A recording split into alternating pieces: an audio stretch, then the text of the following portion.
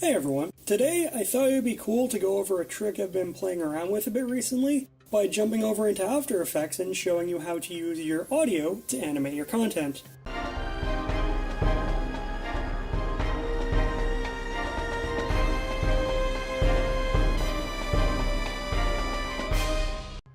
So this is actually a pretty quick trick to do, but it might take you a bit of practice to make it useful in a given project. But any audio you put into After Effects, you can turn into a control, which you can then use to animate anything else. You can do this with plugins like Trapcode if you've got a spare grand lying around or aren't afraid of giving your computer STDs from torrented software, but I thought it was pretty cool that out of the box you can also do this right inside of After Effects.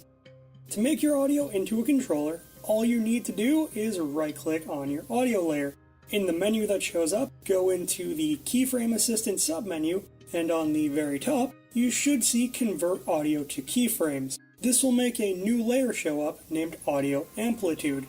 Depending on how long the audio is and what's in it, it may take a few seconds for After Effects to analyze the audio and make this layer. Once it's been made, I then select the layer and hit U. The U key will, on any layer selected in After Effects, show all the animated properties of that layer. If it has none, nothing will change. And if you don't have a layer selected, everything that had keyframes will show up under their layers.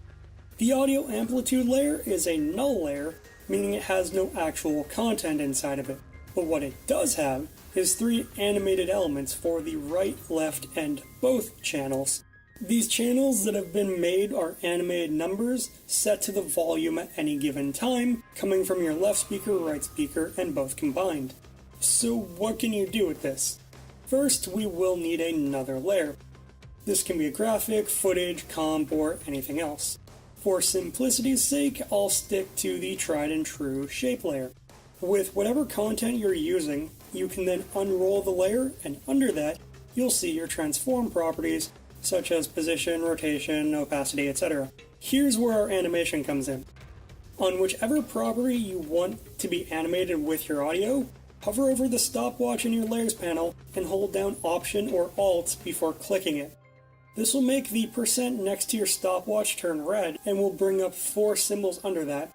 A text box with highlighted text will also show up in the actual timeline next to your layer. This is called an expression, and there are whole courses on using these things. Fortunately, what we're doing here is very simple. The small spiral icon is called the pick whip. We click that and drag the line that shows up to another keyframe element before letting go. This will make the property controlled by wherever you've dropped the line, and will add it to the text in the box. You can then click in the text box and do a few more tweaks. Depending on the audio you're using, you might get audio spikes that are way higher than you wanted to use. To fix this, you can click back in the text box, go to the end of it, and type minus and a number before the ending parentheses.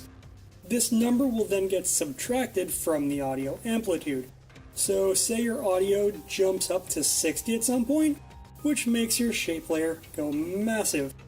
Adding a subtraction will take that number out of 60 and will stop your shape from exploding. Though it will also subtract that from all of the keyframes, so it could also get way too small.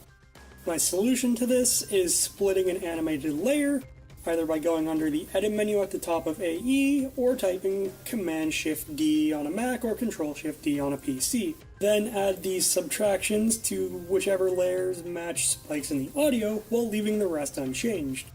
Also, you can do this with any element that has a stopwatch, including controls for your various effects. Though personally, I've only had a little bit of luck with making particles generate this way and nothing else, so I tend to just stick with the transform properties, but if you figure out something with it, by all means let me know because there's definitely awesome potential there.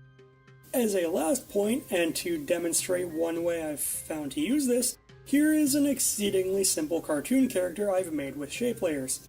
Now watch as I quickly make it look like that's me talking. Watch and be awed as the mouth matches the audio.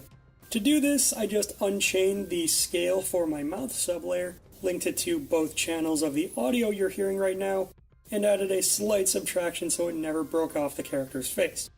It's not even close to sophisticated lip flap animations, but it's a really quick and dirty way of doing it that I thought was pretty cool. And that was using audio as a controller in After Effects. I hope everyone's learned something and had fun doing it. If you have any questions, thoughts, or other feedback, you can let me know with a comment below or with a message to @ET_studios on Twitter. You can also like this video and share it around. I'd appreciate the help getting the word out, and I'm planning to be back here every Friday, so be sure to subscribe for more awesome content. Have a great day, everyone.